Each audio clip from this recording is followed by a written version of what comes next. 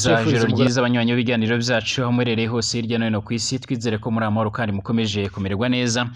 Turabahaye ikaze by'umwihariko makuru n'ibiganiro byacu bikomeje kugenda biravugwa, amakuru mwumviriza ngakuri no mbonesha kure yacu ari na yanyu ya Burundi News TV, mbonesha kure imwe rudende ibandanya kubashikiriza amakuru akomeye cyane,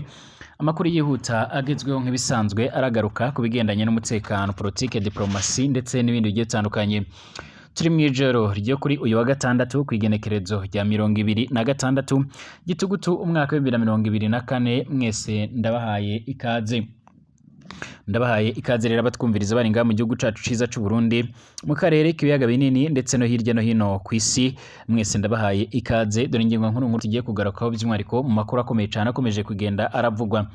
ngaha mu gihugu cacu ciza c'u Burundi. Harakomeje kugenda humvikana inkuru mbi mu bice bigiye bitandukanye. Amakuru rero akomeza kugenda aradushikira, akaba akomeza kugenda yerekana ndetse aranagaragaza uburyo rero by'umwihariko abanyagihugu benshi bakomeje kugenda baragaragaza ko inzego zijejwe umutekano ngaha muri kino gihugu zikomeje kugenda zirakora ibara ndetse n'ishano ku buryo bukomakomeye cyane. Mu minsi iheze twarabashikirije amakuru akomeye cyane by'umwihariko akomeje kugenda aravugwa, yagarukaga kuri bamwe mu bapolisi bagiye batandukanye bakomeje kugenda by'umwihariko barakora amabara agiye atandukanye, cyane by'umwihariko mu bisagara bigiye bitandukanye aho bagiye bararasa abanyagihugu benshi. Harakomeje kugenda haravugwa rero by'umwihariko amakuru akomeye cyane ndetse anateye ubwoba, agaragaza ndetse yaranagaruka kuri bamwe mu banyagihugu bakomeje kugenda baratakamba bavuga ko inzego zijejwe umutekano cyane inzego z'igipolisi zikomeje kugenda ziragaragara mu mabi menshi cyane akomeye cyane ngaha muri kino gihugu cacu c'u Burundi. Nubwo rero ubutegetsi atakintu bwigeze buragenda burabivugaho nk'uko amakuru yama aradushikira canke aradusumira. Ngozi umupolisi yasomye urukanywa rwinshi cyane by'umwihariko cararasa abantu 4 muri bo rero baca barapfa nk'uko amakuru yama aradushikira. Mu minsi iheze mu Cibitoke nabwo rero by'umwihariko hari umwe mu bapolisi bambuye inkoho yiwe ubwo yarahejeje kurasa umuntu, ndetse hari n'andi makuru akomakomeye cyane yakomeje kugenda aradushikira by'umwihariko aravugwa. Hari mwijoro by'umwihariko buca ari kuri iyo 26 Gitugutu 2024 isaha 9:20 z'ijoro by'umwihariko aho umupolisi yambaye umwambaro w'akazi afise rero n'inkoho yiwe yatase by'umwihariko nabo bari kumwe by'umwihariko mu bunywero bita umuco wa kabiri bene ubunywero by'umwihariko bariko barasoma akayoga rero bavuga ko uwo mupolisi yaguma rero anywa inzoga n'abandi bakiriya ku ngufu nk'uko amakuru yama aradushikira. Baje kugenda rero by'umwihariko baragirana amatati, biza kurangira nk'uko amakuru yama aradushikira cyangwa se amakuru akomeza kugenda aradusumira abarashe nk'uko amakuru yama aradushikira. Inzego z'umutekano zatabaye ndetse hatangura amatohoza, ariko igikomeje kugenda kirateye inkeke n'uburyo abapolisi bakomeje kugenda baritwara muri iyo bihe bidasanzwe. Abanyagihugu ntibajya umunwa mu kugaragaza ko rero imyitwarire y'igipolisi ngaha mu Burundi ikomeje kugenda hirabatera impungenge ndetse n'inkeke, ndetse by'umwihariko bakaba ariko baranagaragaza yuko by'umwihariko bateye impungenge by'umwihariko mu gihe imbonerakure nazo zitari zikubitamo nk'uko amakuru yama aradushikira canke nk'uko amakuru akomeza kugenda aradusumira muri rusange. Turagaruka no ku yandi makuru menshi cyane akomeje kugenda aravugwa by'umwihariko ngaha muri kino gihugu c'u Burundi nk'uko amakuru yama aradushikira. Bubanza buramatari w'intara ya Bubanza rero yishikiye by'umwihariko ku mutumba avukamo mu ntumbero yo kuraba rero aho ibitigiri byo biyandikisha ku bazotora mu matora yimirijwe ya 2025 bigeze, ndetse kugeza amagingo aya ngaya abarundi ntibariko baritabira iki gikorwa rero ku buryo bwiza, aho by'umwihariko umugwi ujejwe gutegura aya matora seni ucuri kugenda uravuga by'umwihariko ko rero by'umwihariko hakomeza kugenda haragaragara by'umwihariko ibitigiri by'abanyagihugu bakeya, ndetse kugeza amagingo aya ngaya batari bakeya bakaba bariko barashimangira ndetse baranagaragaza neza yuko ibintu bikomeje kugenda biragaragara biteye ubwoba. Abanyagihugu benshi batanguye kugenda barafatwa by'umwihariko ndetse bamwe barambogwa n'ibyangombwa byabo, mu nyuma y'iko rero bariko baranga kujya kwiyandukuza cyangwa se wajya gufata icyangombwa ugasanga by'umwihariko barakikwimye kubera yuko utabashije ko ujya kwiyandukuza ku bazotora. Abayobozi bakomakomeye rero by'umwihariko barahejeje kujya muri ivyo bikorwa by'umwihariko barimo nk'umukuru w'igihugu n'umutambukanyi we Evariste Ndayishimiye ndetse n'abandi bategetsi bakomakomeye cyane nk'uko amakuru yama aradushikira by'umwihariko ndetse na Gervais Ndirakobuca mushikiranganje wa mbere w'iki gihugu cacu ciza c'u Burundi akaba yaje kugenda araheza gukora iki gikorwa nk'uko amakuru yama aradushikira cange nk'uko amakuru akomeza kugenda aradusomira. Turagaruka no ku yandi makuru akomakomeye cyane akomeje kugenda aravugwa hirya no hino ku isi by'umwihariko aho turagaruka ku bitero karondura bikomeye cyane bya Israel byo kwihimura kuri Iran nk'uko nabyo bikomeje kugenda biravugwa. Muraza no kunyemerera ngaruke ku yandi makuru menshi cyane akomeje kugenda aravugwa. Mwese ndabahaye ikaze abanywanyi bibiganiro byacu abatwumviriza nga kuri no mbonesha kure yacu ane yanyu ya Burundi News TV mbonesha kure imwe rudende ibandanya kubashikiriza amakuru akomeye cyane amakuru yihuta agezweho aravugwa mu mutekano, politike, diplomasi ndetse n'ibindi bigiye bitandukanye. Ndabahaye ikaze rero by'umwihariko abanywanyi bibiganiro byacu by'umwihariko rero abatwumviriza bari mu gihugu cacu ciza c'u Burundi mu ntara zigiye zitandukanye mu makomine agiye atandukanye, abatwumviriza bari nga ku mugabane by'umwihariko abatwumviriza bari nga ku mugabane w'Uburaya, Aziya, Australia, Amerika ndetse n'ahandi hose n'abandi batwumviriza bari mu bindi bice bigiye bitandukanye, mwese turabahaye ikaze. Reka tuyatangurire mu gihugu cacu ciza c'u Burundi. Ibimenyesha makuru bigiye bitandukanye by'umwihariko biriko biragaruka ku makuru ateye agahinda, makuru ateye ubwoba ibyo bamwe mu banyagihugu bakomeje kugenda baricwa n'abapolisi canga se namwe bajejwe iby'umutekano nga mu gihugu c'u Burundi. Mu misi heze by'umwihariko twarabamenyesheje amakuru agiye akomakomeye cyane y'abanyagihugu bashika mu 8 bagiye barapfa bakicwa bagapfa barashwe n'abapolisi nk'uko amakuru yama aradushikira. Aba bapolisi kandi by'umwihariko icyo bahurizaho no kuba banyweye baborewe nk'uko amakuru yama aradushikira. Ibingibi rero polisi y'u Burundi ikaba iri kwirabyamaganira kure ivuga ko ibi bintu bitakabaye biraba nga mu gihugu c'u Burundi. Abanyagihugu baravuga ko babangamiwe cane cane, bari basanzwe yarabangamiwe n'imbonera kure, ubu noneho akaba ariko hariyongeraho nipo n'abapolisi bariko baraza barasa. Amakuru avuga ko by'umwihariko ubwo uyu mupolisi yaje kugenda arakora ibara ubwo yari yamaze kugenda asinda akarasa abanyagihugu 4 batatu bagahita barapfa by'umwihariko hakaba hari mu ijoro by'umwihariko buca ari kuri 26 gitugutu umwaka wa 2024 isaha 9:20 za joro, aho rero by'umwihariko umupolisi yambaye umwambaro w'akazi afise n'inkoho by'umwihariko yiwe yatase naho bari kumwe rero mu bunywero bita umuco wa kabiri bene ubunywero bariko rero barasoma akayoga. Bavuga ko uwo mupolisi yaguma rero anywa inzoga n'abandi bakiriya ku nguvu. Abari rero mu bunywero bahavuye bashavura by'umwihariko bamubuza kubarengera by'umwihariko akarimbi. Wa mupolisi rero yatoye inkoho yiwe rero arasa abakobwa ashika muri 2 bakora muri ubwo bunywero, yongera arasa umukiriya yariko rero arasorora. Abo bakaba rero baciye bapfa nk'uko amakuru yama aradushikira mu kurikirane rw'amasasu. Uwundi mukobwa rero akora muri urwo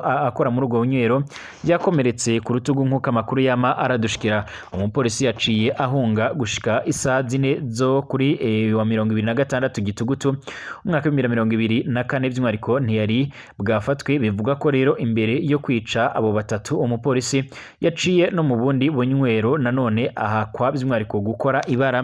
nk'uko amakuru yama aradushikira. Iri bara rirakomeza kugenda by'umwihariko ryibonekeza nga mu gihugu cacu ciza c'u Burundi, ndetse batari bakeya bakaba bariko baragaragaza ndetse baranerekana neza yuko by'umwihariko bakomeje kugenda baramagana ivyo bikorwa. Abanyagihugu bariko bariyamiriza ivyo bikorwa ndetse n'iryo bara rikomeje kugenda birakogwa, aho by'umwihariko bavuga ko ivyo ngivyo byari bisanzwe biribonekeza by'umwihariko mu kunyuruza ndetse no gukora ibikorwa by'umwihariko bifutanye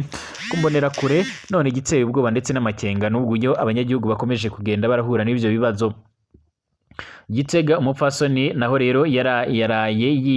yibye rero uruyoya mu bitaro, mu nyuma rero barutora yamaze kurushikana mu rugo iwe nk'uko amakuru y'amaradushikira ku bitaro by'umwihariko Ibetaniya rero Igitega mu ijoro ryo kuri 25 buka ari 2026 gitugutu umwaka wa 2024 hari umukenyezi yari yaraye by'umwihariko yibwe umwana uruyoya rero yari yibarutse nk'igihe cy'isaha 4 z'umurango wo muri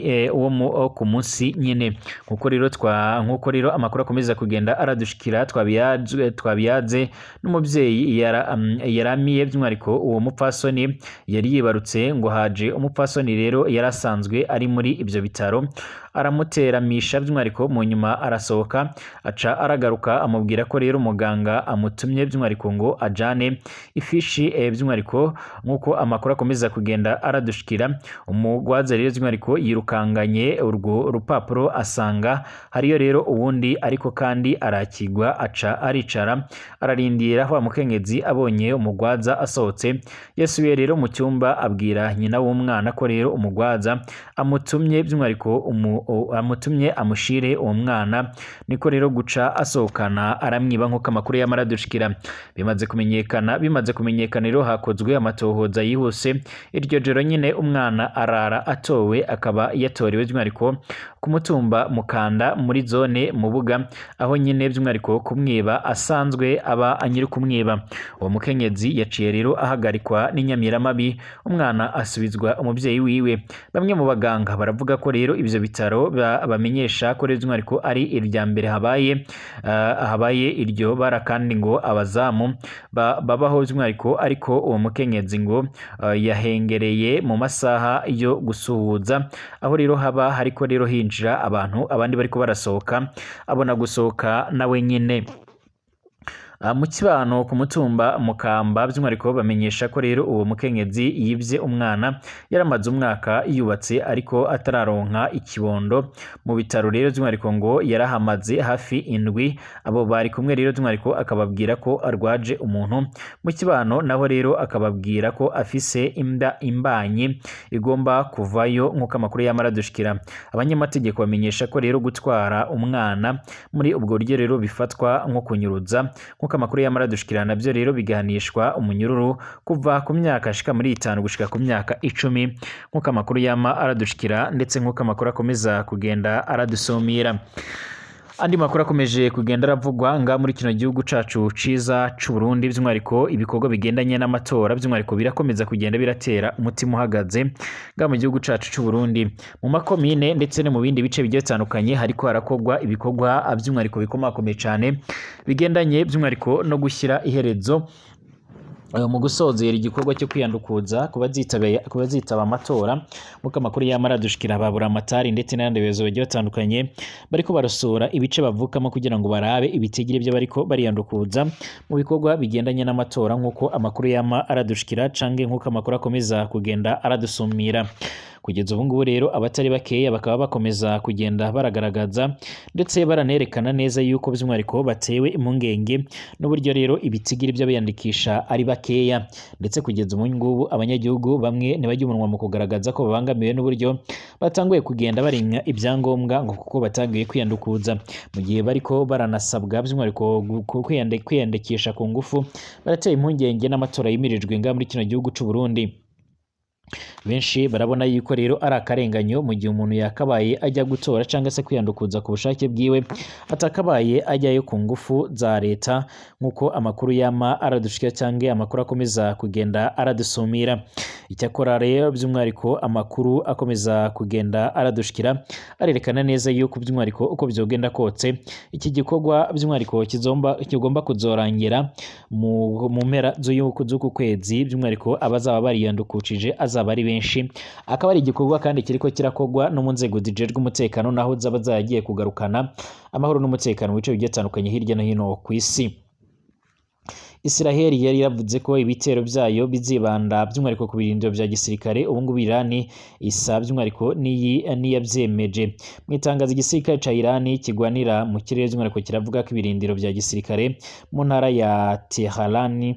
ndetse n'ahitwa Khuzestani ndetse na Lama byatewe ku buryo bukomakomeye cyane baravuga ko kandi ibyo bitero byaburijwemo ariko kandi ko hamwe na hamwe hari ibintu bike na bimwe byagiye birononekara ibimenyesha makuru bya leta biravuga ko abasirikari babiri ba Iran biciye muri icyo gitero mu gihe izindi soko z'inkuru rero zihakana ko hari byinshi byononekaye nk'uko amakuru y'amaradushikira igisirikare ca Israel RDF kivuga ko ibitero byacyo byatumbereye amahinguriro ya misile ya Iran nk'uko amakuru y'amaradushikira IDF igisoroda ca Israeli ivuga ko yakoze rero ibitero by'indege byo kuri uyu wa gatandatu ku birindiro bya gisirikare bya Irani yishimikije by'umwihariko amakuru y'iperereza kandi ko by'umwihariko indege zayo zateye misile ku mahinguriro ya misile yakoreshejwe mu gutera Israeli by'umwihariko mu mwaka uheze. Iryo tangazo ryongera ko kandi riti icarimwe IDF by'umwihariko yateye ahakorerwa misile solar air hamwe rero n'ahantu n'ahari ibigwanisho byo gukinga ibitero byo mu kirere byabuza Israeli gukora mwene ibyo bitero muri Irani. Israeli ivuga ko kandi ibitero bya Irani byo muri ndamukiza na gitugutu hamwe rero n'imfashanyo icyo gihugu rero giha imigwi yitwaje ibigwanisho mu karere bibangamiye umutekano mu karere hamwe n'ubutunzi kw'isi yose nk'uko amakuru yama aradushikira. Ubutegetsi bwa Joe Biden bwari bwabariye Israeli ko rero ifise uburenganzira bwo kwivuna ndetse no kwishura ku bitero bya Irani mu ntango z'ukwezi nk'uko amakuru y'amaradushikira, ariko perezida yabwiye Israeli ko adashobora gushigikira igitero cotumbera inganda za nucleaire kubwoba ko bishobora gutuma rero intambara ica irasutama. Yavuze ko kandi leta zunze ubumwe za Amerika kandi zitazoshikira ibitero bya Israeli ku mahinguriro by'umwihariko y'ibitoro ya Irani. Igenekerezo rya kane z'ukwezi kwa gitugutu yaragize ati by'umwihariko yaba nari Israeli by'umwihariko no kwiyumvira ubundi buryo rero hagutera amahinguriro y'ibitero ya Irani mu kwezi by'umwihariko uko kwezi yarahamagariye Israeli by'umwihariko kutarenza urugero mu kwihorera kuri ibyo bitero bya Irani. Israeli yari yavuze ko kandi ibitero izokora by'umwihariko bizotumbera ibirindiro bya gisirikare muri Irani. Amerika kandi yarateye akamo Irani kutihora kuri ibyo bitero bya Israeli. Itangazo ry'umutegetsi wo mu rwego rwo hejuru muri leta z'ubumwe za Amerika rigira riti mu gihe Irani yohitamwo rero by'umwihariko kwihora kandi tuzoba twiteguye kandi hazoba ingaruka kuri Irani ku buryo bukomakomeye cyane. Ryongera ko kandi Amerika itifuza kubona ibyo bishika.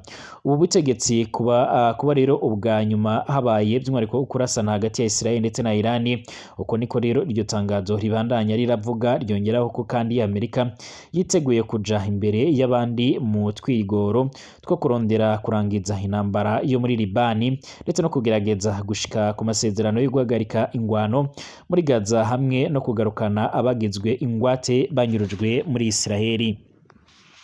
Amakuru yibutsa akomeza kugenda haradushikira rero akomeza kugenda aradusumira ariko aragerageza ndetse aranerekana neza yuko by'umwihariko ivyama biriko birakorwa, ndetse n'amakuru yibutsa akomeza kugenda aradusumira agaragaza ko by'umwihariko Irani nayo ishobora kuzotangura ibitero byo kwihorera ku buryo bukomakomeye cyane nk'uko amakuru yama aradushikira cange nk'uko amakuru akomeza kugenda aradusumira.